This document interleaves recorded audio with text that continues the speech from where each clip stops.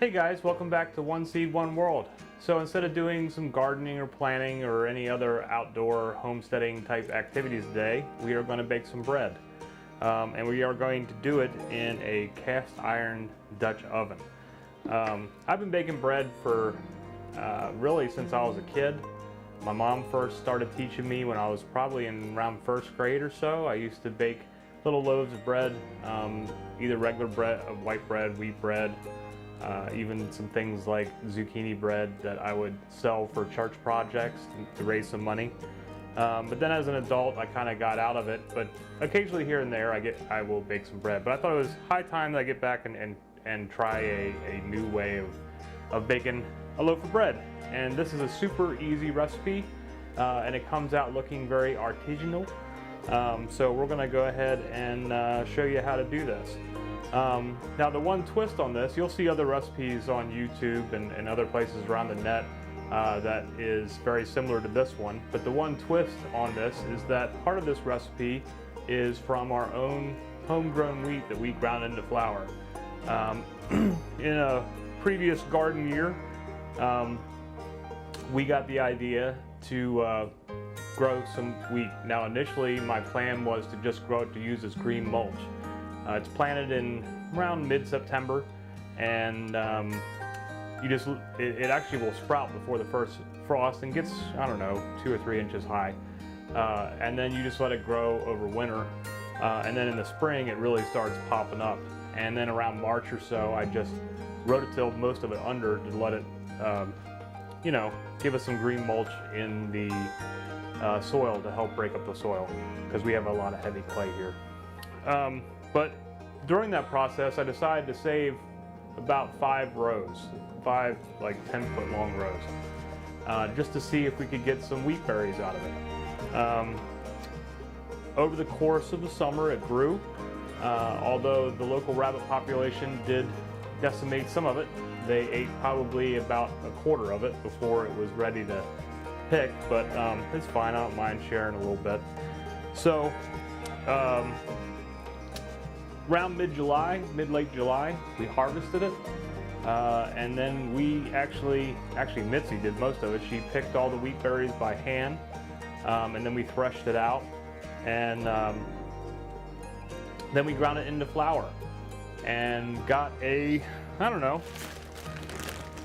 this is probably like a 3-pound bag that we got, that we ground into some, and we used a hand crank and ground it down into some nice fine flour.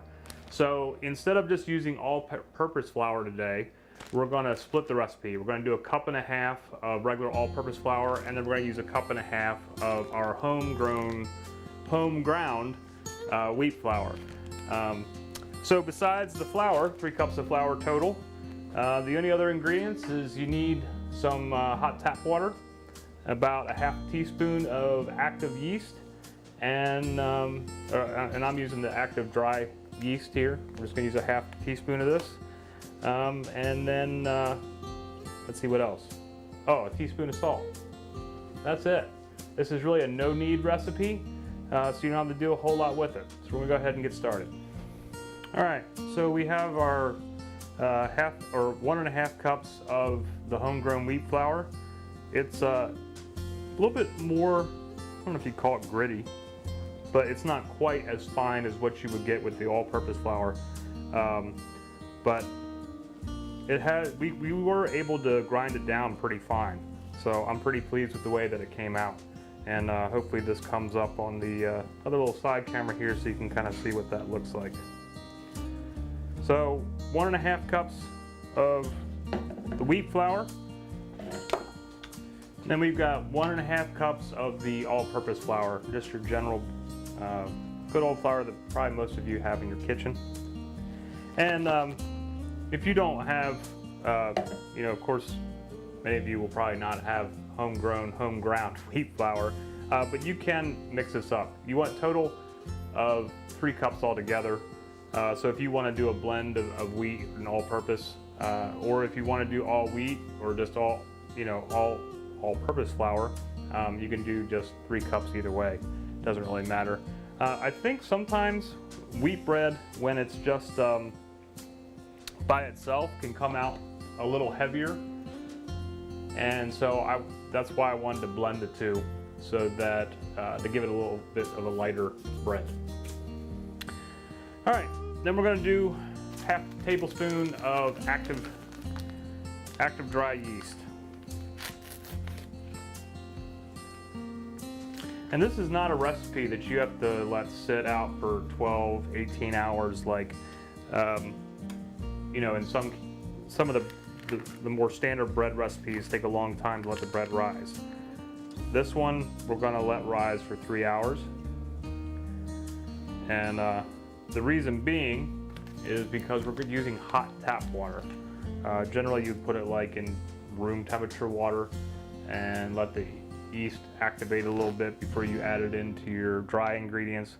But in this case, we're putting the yeast directly into the flour mix and adding then the teaspoon of salt, and then the hot tap water will help activate it much quicker than letting it set out overnight.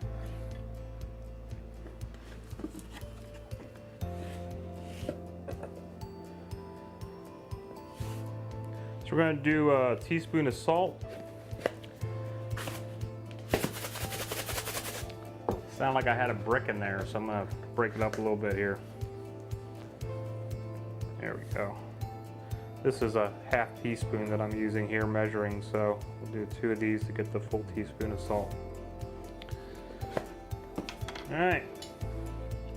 I'm just going to stir this all together to get all the dry ingredients incorporated. Don't have to do anything too overzealous or too crazy, just enough to kind of get it all mixed in. And then we're going to get our hot tap water. I'm going to let that run a minute to let the water heat up. So the amount of water, we're going to start off with 1.5 cups. Might need a little bit more.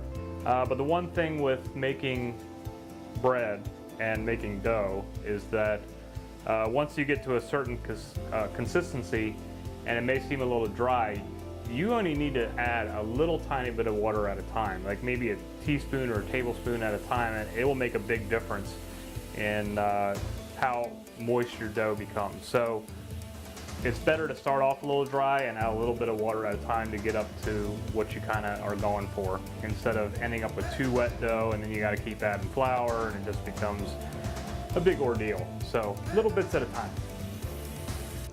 All right, so I'm going to add, I got 1 3/4 cups here. I'm going to add most of that. I'm also going to spill some on the countertop here. And then I'm just going to start mixing this in. And this is going to be more of a stickier dough. It's not going to be as dry as what you may be used to if you've made bread in the past. That has been the standard kneadable type dough. This is a no knead dough, so it's going to be a little bit stickier. All right, so this is getting incorporated here, but I can see already I'm going to need a little bit more water. Now, after I just told you to go like a tablespoon at a time, then you just watch me pour some more in. However, the reason I did that is because I haven't used even the total amount that I was planning on using, so I don't know what I'm talking about. Just go easy with the water till you get it to the consistency that you want. All right, now it's starting to get a little wetter here, but I can see that I think I'm going to need a little bit more. So this is what I'm going to do, just like a spoonful at a time, so that I don't get it too wet. A bit more.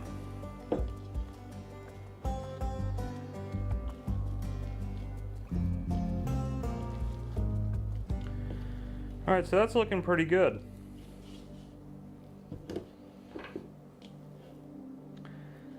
You can see that's sticky, but nothing too horrible. And basically, we are just going to now let this rest and rise in the bowl. So, and that will take about 3 hours. And this should double in size by the time it's done if all goes well. So we're just going to cover this in some plastic wrap, and then you want to put it in a warm spot, either on a countertop. Some people put it on the top of the fridge. I'm actually going to put mine in the oven, not with the heat on, but I'm just going to put it in the oven, turn the light on, and that will give it a warm, safe place to rest and rise. So that's where we're going to go next. Okay, so it's in the bowl, covered in plastic wrap, and now I'm going to set it in the oven with the light on and let it rise for 3 hours, and then we'll check back and go to the next step. So we'll see you then. Okay, so it's been 3 hours, or just a little over 3 hours, and right now we are preheating the oven to 450 degrees. And an important thing that you want to remember when you're doing this is you want to have your cast iron, pot, Dutch oven, whatever you want to call it, in the oven while you're preheating, so that it comes up to temperature, and because you want to put it in a hot pan.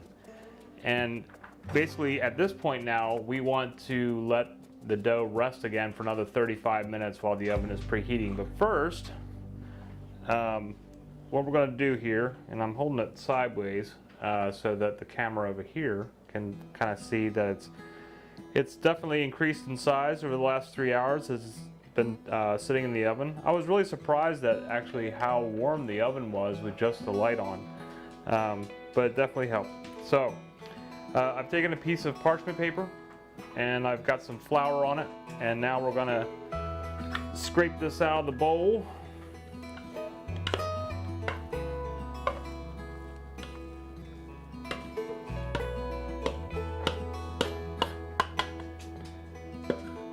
We're going to get this formed up into a ball here. I'm using this is actually a pizza cutter that I got from work during customer service week or something.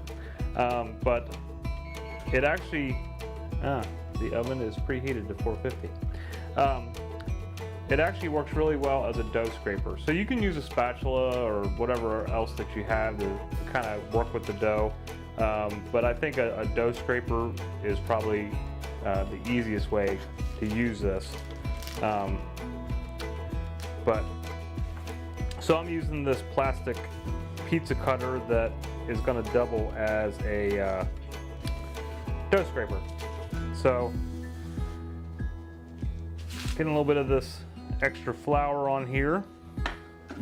You can see this is kind of sticky, but it's not too overly crazy. Actually, it might still be a little wet. I could have had this a little drier, but this is what this flour is going to do. This will help make it so it's not as sticky here in just a minute. Bear with me, people. So again, you don't have to do a whole lot with this. You're just kind of getting this into a ball. A little more flour on here.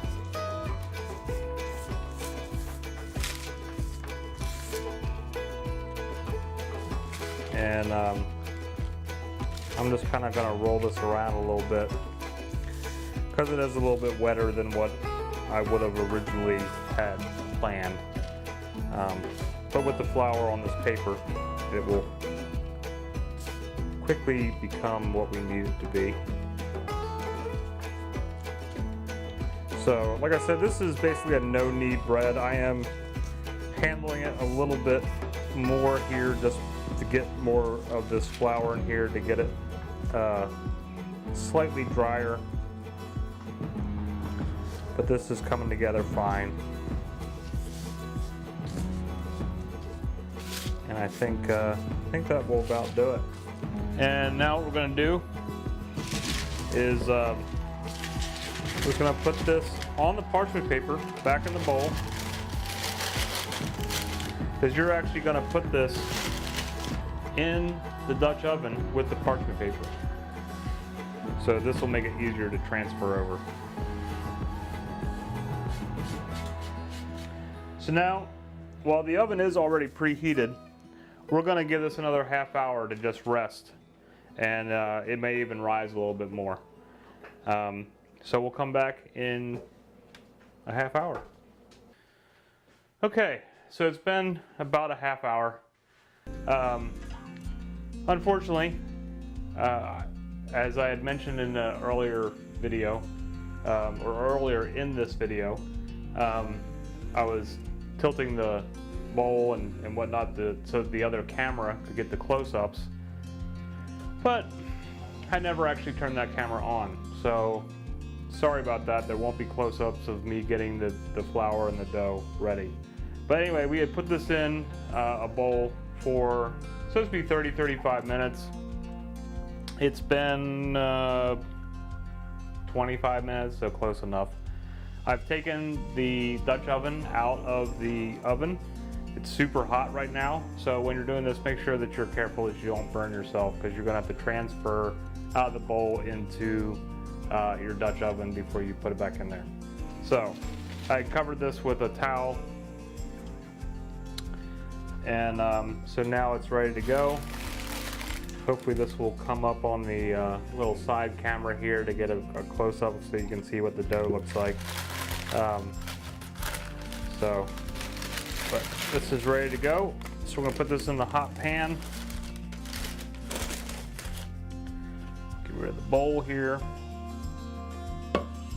And now we are going to bake this in the oven at 450 degrees for about 35 minutes with the lid on.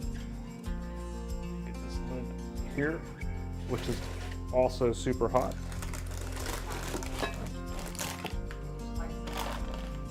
Huh? No. You can edit that.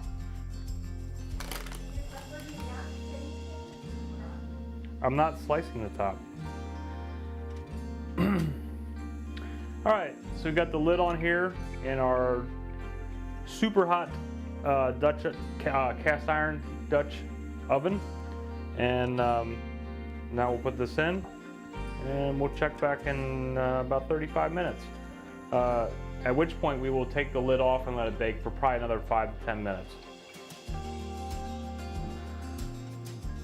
Okay, so I got my oven mitts on. It's been another few minutes, and I've just taken the Dutch oven out of the oven.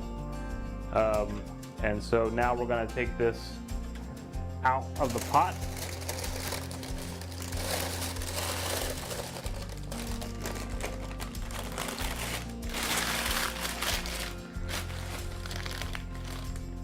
There we have our little loaf of bread. Now this is a little bit flatter, not as puffed up as what you might see with if you use completely all-purpose flour. Like I had mentioned earlier with the wheat bread, sometimes it can be a little heavier. But we're gonna let this cool a minute, and listen to that. A good hollow sound, crispy crust. I would have liked it to be a little higher up, but this is our first attempt at baking bread with our homegrown wheat, and so we're going to see how this turns out. You know, maybe in the future I might use a little bit less, or I don't know. We'll see what happens. So I was reading earlier today some food folklore, and there's an essay by Ari Burke that I think it's called On Simple Things.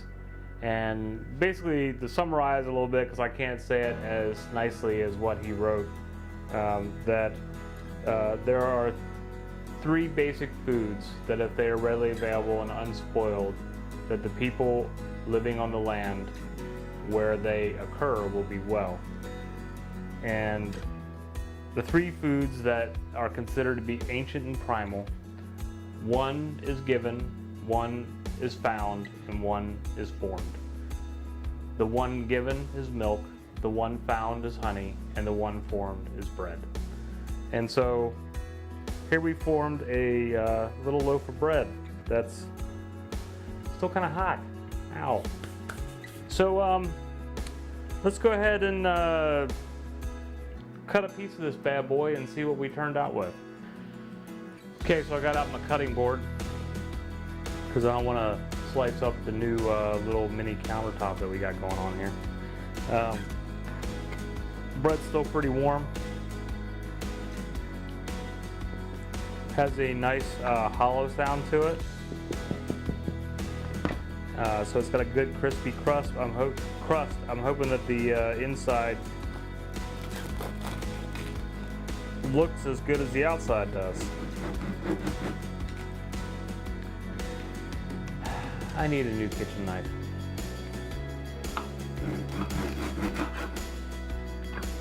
Look at the steam coming out of that.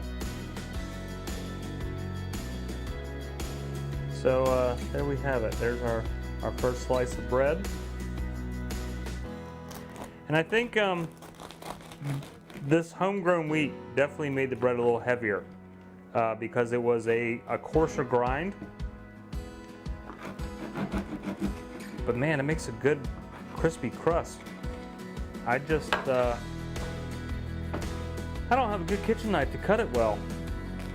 This is a little bit embarrassing. But we'll show it to you anyway because that's what we do here. Alright, so you know what I need? Oh, I need some butter. There we go. Let's get some butter. And we'll see how this comes out. And do our first taste test. And hopefully I don't burn off my taste buds because it's still pretty warm.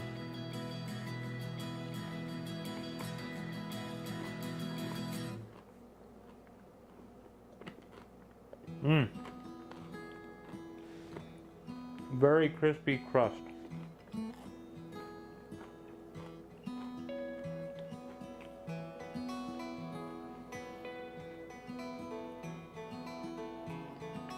That's pretty good bread.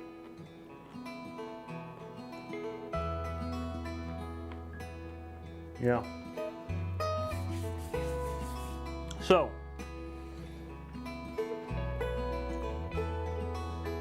a couple other things real quick before we go is again, just your general all-purpose flour is going to give you a lighter, fluffier bread. Wheat bread tends to be a little bit heavier. And so this is a little bit heavier bread, but the inside is very kind of spongy and soft, and it's got a very crisp outer crust. It's nice. You can also mix in different herbs if you want to make like an herb bread, or you could even do olives and make an olive bread. There's a lot of different options that you could change up what you're doing. Sorry, I'm still chewing. But this is an easy recipe. No need. There's no need to knead. You can make some artisanal looking bread and very tasty bread with really 4 things: flour, water, yeast, salt. Bam. Hot oven, you're good to go. So hopefully you like this video. If you did enjoy it, please subscribe to our channel, and we will catch you next time on One Seed, One World. Thanks for watching.